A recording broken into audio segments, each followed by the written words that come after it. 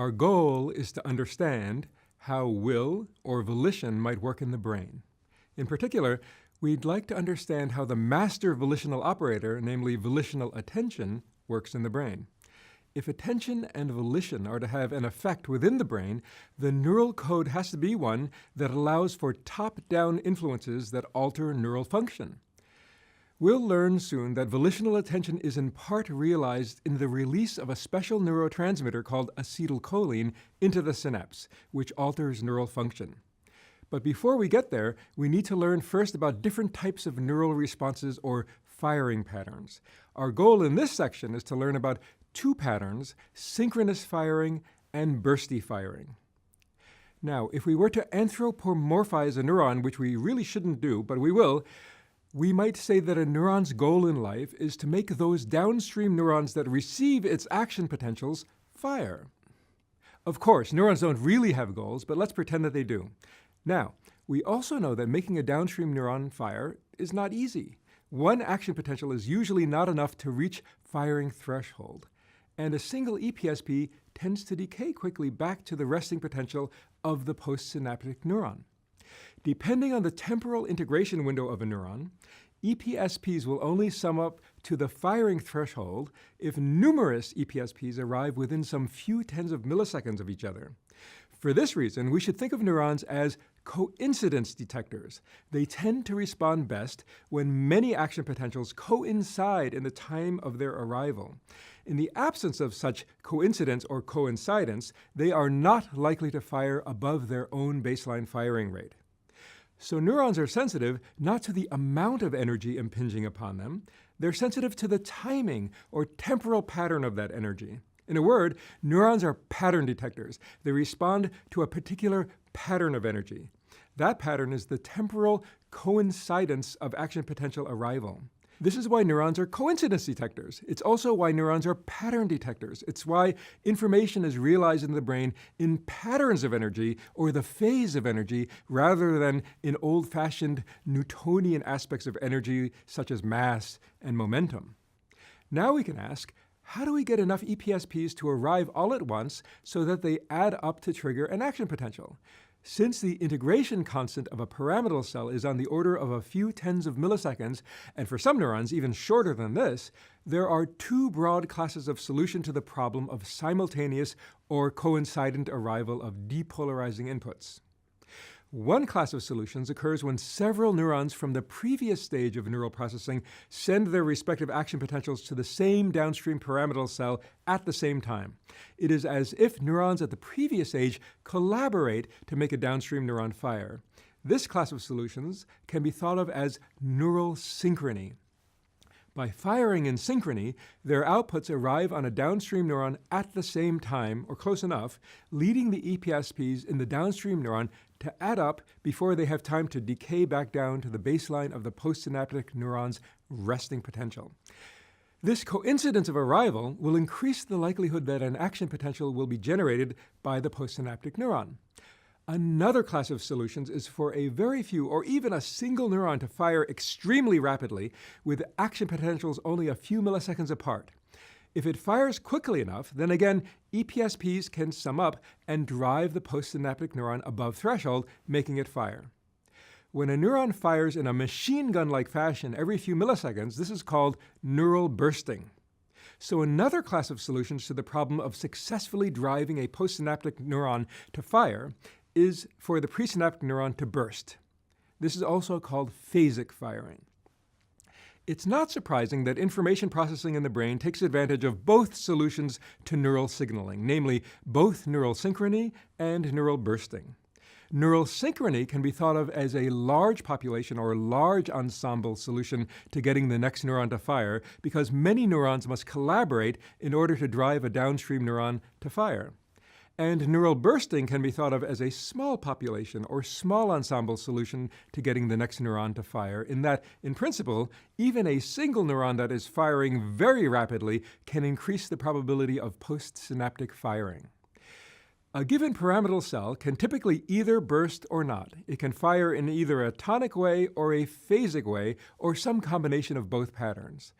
A tonic pattern of firing, slowed down a lot of course, might have a temporal pattern that sounds something like this. Pop, pop, pop, pop, pop, pop, pop, pop, pop, pop, pop, pop, pop. Of course, neurons don't make noises when they fire. This is just my way of trying to communicate the pattern of tonic firing. In contrast, a phasic pattern of firing might have a temporal pattern that sounds something like this. Brup, brup, brup, brup.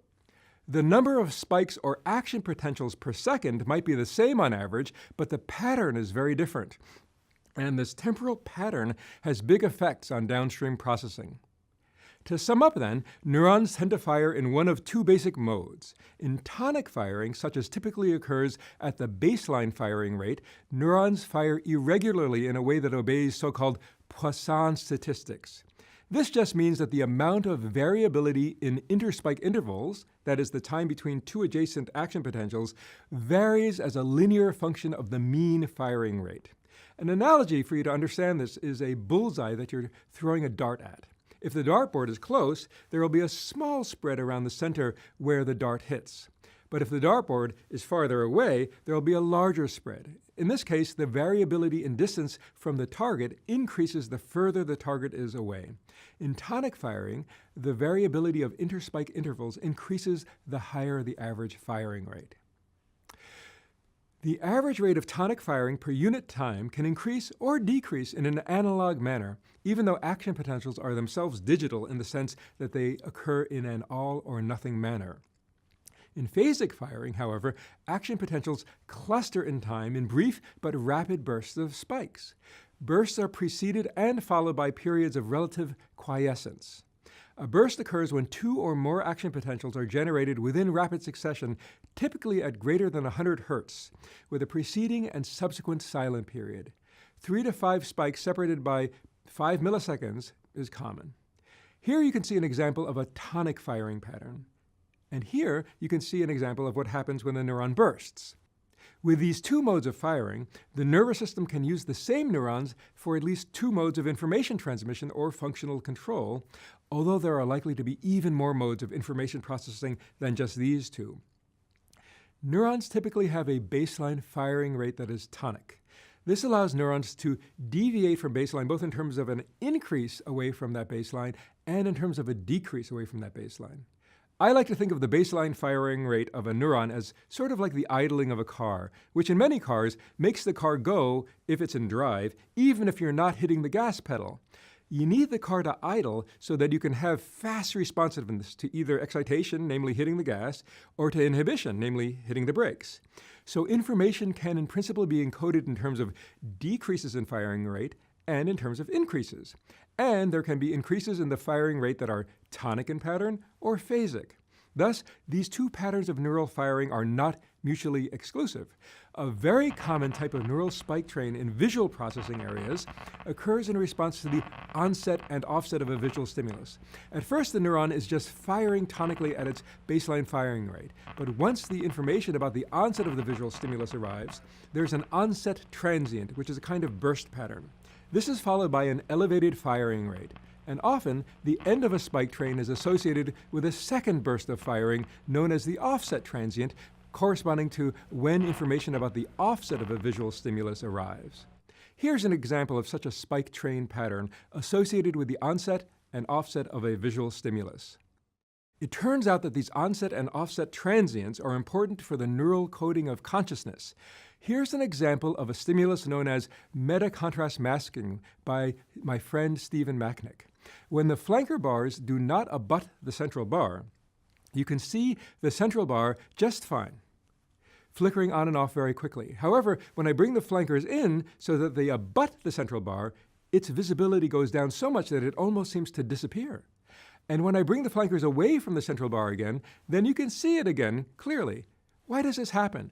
One idea is that the onset transient of the flankers exactly overlaps the offset transient of the central bar.